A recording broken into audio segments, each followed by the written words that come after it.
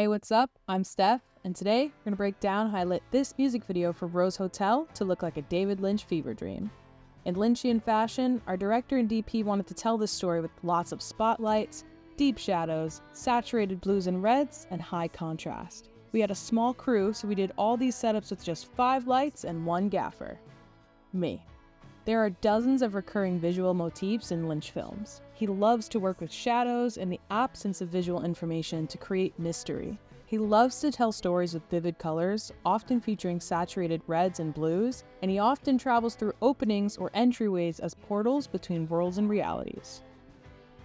Lynch also uses lens whacking and distortions to convey fractured mental states or obscure visual information. So here's how our video stacks up. The fruit tree video opens with shots of a car on a winding road. This was done using just the car headlights. Lynch loves his nighttime driving scenes, and you can see similar shots in Lost Highway, Mulholland Drive, and Twin Peaks: The Return. For the next shots of the car interior, we used an Amaran 300C with a spotlight, pointed frontal through the car dash with a thin slit to highlight just the eyes and the mouth. I also rigged an Amaran PT4C tube to the side of the car to give her some separation from the shadows. When our singer Jordan first walks up to the church here, we use the actual car headlights practically, but I also set a 1200D on the side of the building to give it shape, separate it from the shadows of the forest, and add dimension to the trees. We used 2 PT4C tubes in the chapel to turn the room red, and an Amaran 300C blasting a red spotlight at her when she opens the doors.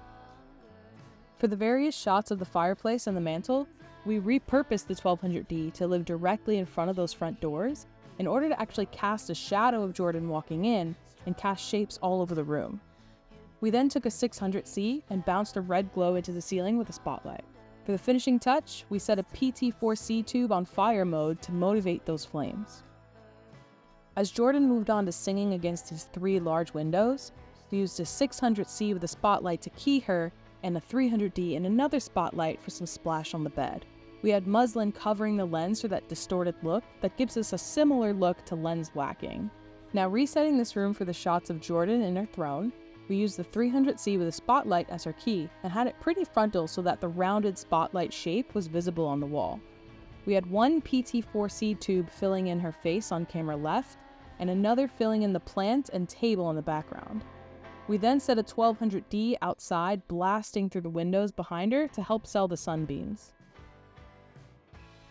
The shots with the shadow dancing on the wall was actually just 1 300C blasting the dancer from the left with a spotlight. The moments with Jordan laying in bed were done with a 1200D acting as moonlight through the window and with a PT4C tube light for background fill.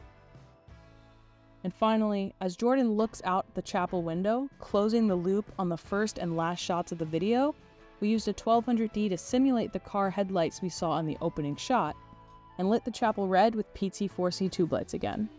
If you want to check out the final video for Fruit Tree by Rose Hotel, you can click on this link above.